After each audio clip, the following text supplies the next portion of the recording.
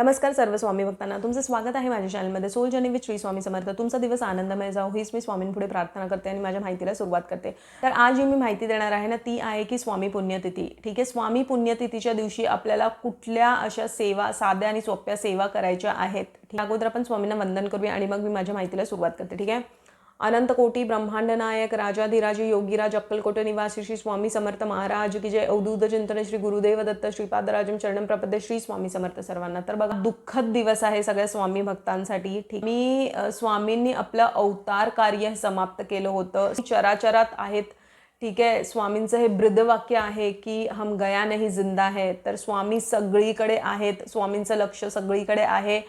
बघा, त्या दिवशी आहे ना मी सोप्या आणि साध्या सेवा सांगणार आहेत। तुम्हाला ना तारक मंत्राचं पठण करायचं आहे। आता तारक मंत्राचं पठण जर तुम्हाला खरोखर अनुभव घ्यायचा असेल ना तारक मंत्राच्या पठणाचा, तर तुम्हाला काय करायचं आहे, ह्याचा सविस्तर व्हिडिओ मी एक बनवला आहे, पण तरीही मी तुम्हाला सांगते सोप्या पद्धतीत तुम्हाला काय करायचं आहे। एक ग्लास घ्यायचा आहे, त्यामध्ये तुम्हाला पाणी टाकायचं आहे। ठीक आहे, बिकॉज बघा पाण्यामध्ये ना खूप एनर्जी आहे, बिकॉज पाणी आपण ते ग्रहण करणार आहोत। तर तुम्हाला डोळे मिटून त्या दिवशी 11 वेळेला तारक मंत्र हे म्हणायचं आहे।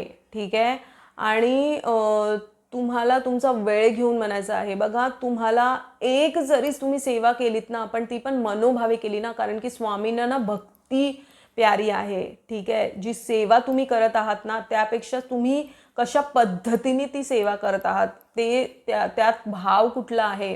ठीक आहे, ती किती मनापासून करत आहात ह्याला महत्त्व आहे। तर त्यामुळे ना तुम्हाला तारक मंत्राचं पठण हे तुम्हाला 11 वेळा करायचं आहे। नाही जमणार असेल तर 3 वेळा तरी तुम्ही हे पठण करावं। ठीक आहे, त्यानंतर मग तुम्हाला स्वामी चरित्र सारामृतचं वाचन तुम्हाला करायचं आहे। ठीक आहे, तुम्हाला पूर्ण स्वामी चरित्र सारामृत हे वाचायचं आहे। नाही जमणार असेल तर 7 दिवस अगोदरपासून तुम्ही 3-3 अध्याय हे वाचायला सुरुवात करू शकता। ह्याच्यानंतर तुम्हाला श्री स्वामी समर्थ ह्या नामाचं तुम्हाला जाप करायचा आहे। ठीक आहे, 11 वेळा तरी मिनिमम त्या दिवशी जाप व्हायलाच पाहिजे। तुम्ही स्वामींची वेगळी मांडणी कराल तेव्हा, तुम्ही जेव्हा पंचामृतने अभिषेक घालाल स्वामींना, तेव्हा तुम्हाला पुरुष सुक्त हे तुम्ही लावून ठेवू शकता।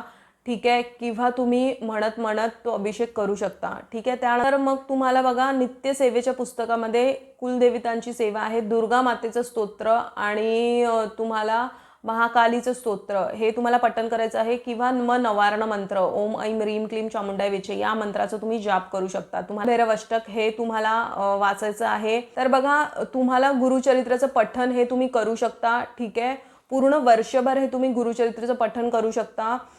रोज एक पानाचं तुम्ही पठण हे करू शकता। ठीक आहे, त्याचं बखर सुद्धा तुम्ही वाचू शकता।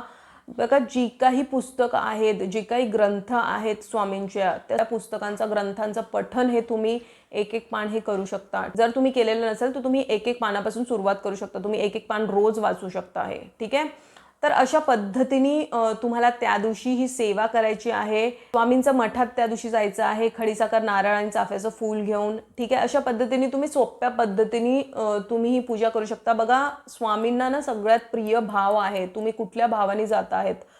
तुम्ही जी सेवा करत आहात, स्वामींचं सगळं लक्ष असतं तुमच्यावरती, तुम्ही कशा प्रकारे ती सेवा करत आहात।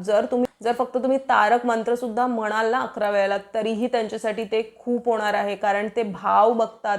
ठीक आहे, तुम्ही किती सेवा करत आहात ना ह्याच्यापेक्षा जास्ती महत्त्व तुमचा भाव काय आहे त्यामध्ये, ह्याला जास्ती महत्त्व आहे। तर ते स्वामी बघतात की किती आतलं तुमचं मन किती शुद्ध आहे आणि किती स्वच्छ मनाने ती तुम्ही सेवा करत आहात। फक्त सेवा करण्याला महत्त्व नाही आहे, तर सेवा कशा पद्धतीने आणि तुम्हाला काय भाव ठेवून ती तुम्ही सेवा करत आहात ह्याला महत्त्व आहे। ठीक आहे, तर ह्या सगळ्या सोप्या आणि साध्या सेवा करा।